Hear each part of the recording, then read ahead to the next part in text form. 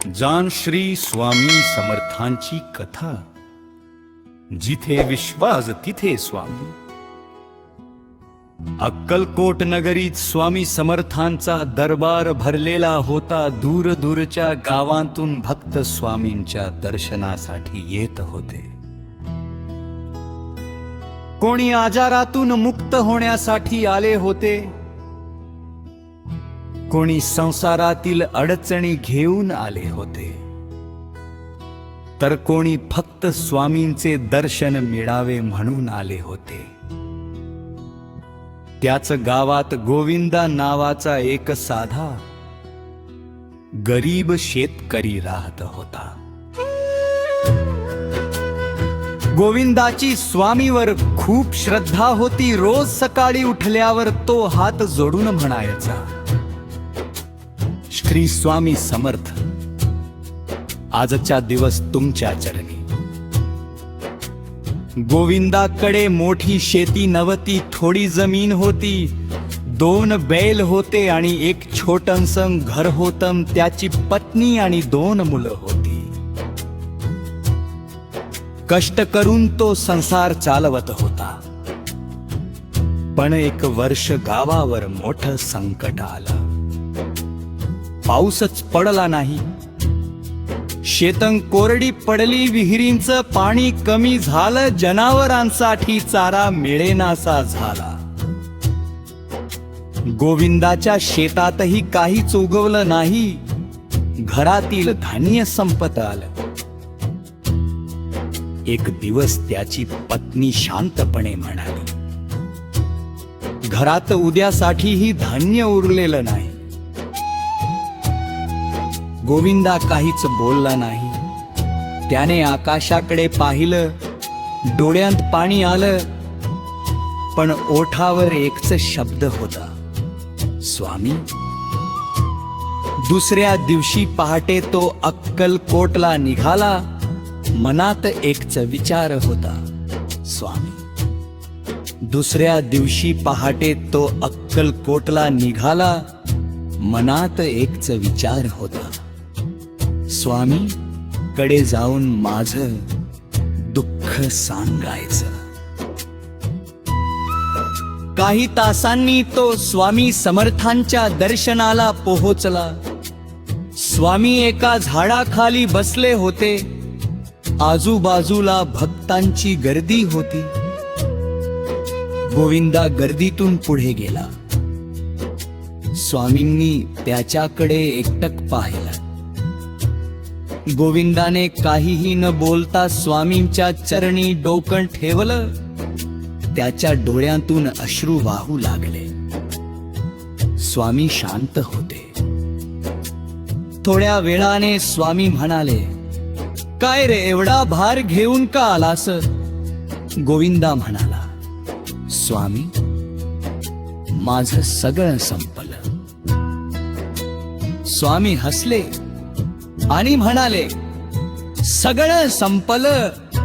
अजून श्वास चालू आहे ना? गोविंदा गप्प झाला. स्वामी पुढे म्हणाले, मग सगळं कसं संपलं? हे शब्द गोविंदाच्या मनात खोलवर उतरले. स्वामींनी त्याच्या हातात एक छोटंस धान्याचं बी ठेवलं. गोविंदाला आश्चर्य वाटलं.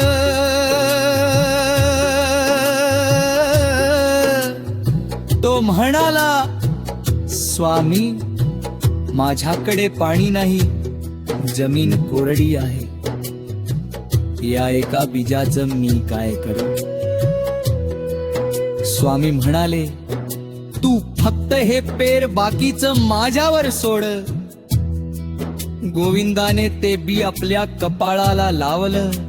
श्री स्वामी समर्थ असं म्हणत तो घरी परतला.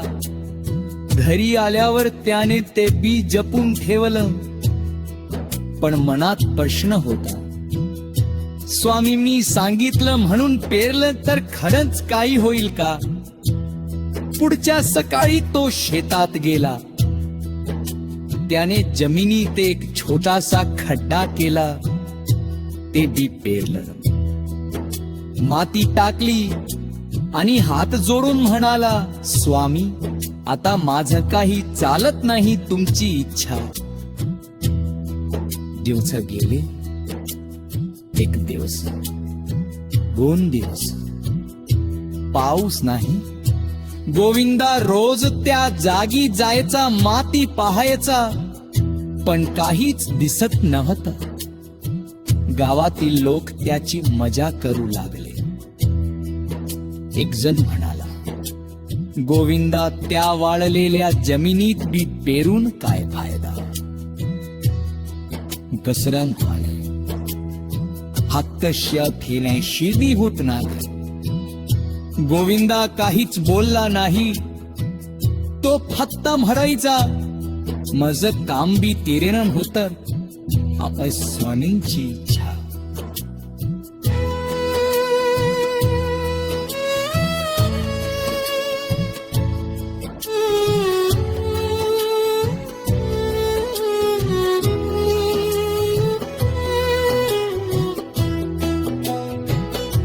एक आठवडा गेला, आकाश जमी कारहत. पाऊस नव्हता पण नाखिया जोशी सताडी. गोविंदा शेतात गेला आणि प्याची नुणे विस्खरले.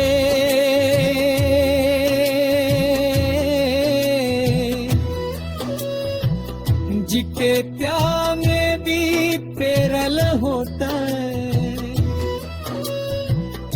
इथे एक गिरमन छोटंस रोप उगवलं होत. गोविंदा त्या रोपाजवळ बसला. त्याच्या डोळ्यातून आनंद अश्रूवाने.